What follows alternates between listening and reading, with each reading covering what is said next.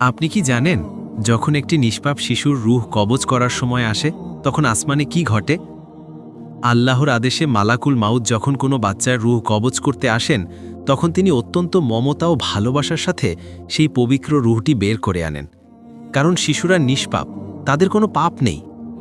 রূহ কবজ করে যখন ফেরেশতারা ফিরে যান, তখন মহান আল্লাহ, যিনি সব জানেন, তবুও ফেরেশতাদের জিজ্ঞেস করেন, হে আমার ফেরেশতারা, তোমরা কি আমার বান্দার সন্তানের জান কবজ করেছ?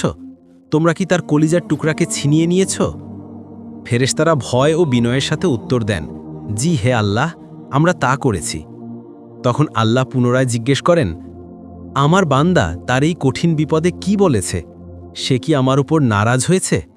ফেরেশতারা বলেন, না ইয়া রাব, আপনার বান্দা ধৈর্য ধারণ করেছে, সে আপনার প্রশংসা করেছে এবং ইন্না লিল্লাহি ওয়া ইন্না ইলাইহি রাজিউন পাঠ করেছে।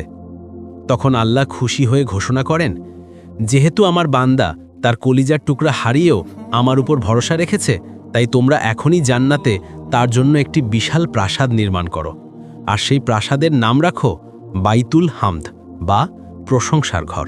সুবহানাল্লাহ। কিয়ামতের সেই ভয়াবহ দিনে যখন সবাই নিজের চিন্তায় ব্যস্ত থাকবে, তখন জান্নাতের দরজায় কিছু ছোট ছোট শিশু দাঁড়িয়ে থাকবে। ফেরেশতারা তাদের বলবেন, তোমরা জান্নাতে প্রবেশ করো। কিন্তু শিশুরা বলবেন, না, আমরা যাব না, আমাদের মা বাবা কোথায়?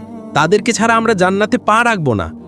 তারা আল্লাহর কাছে ফরিয়াদ করবে, কান্নাকাটি করবে।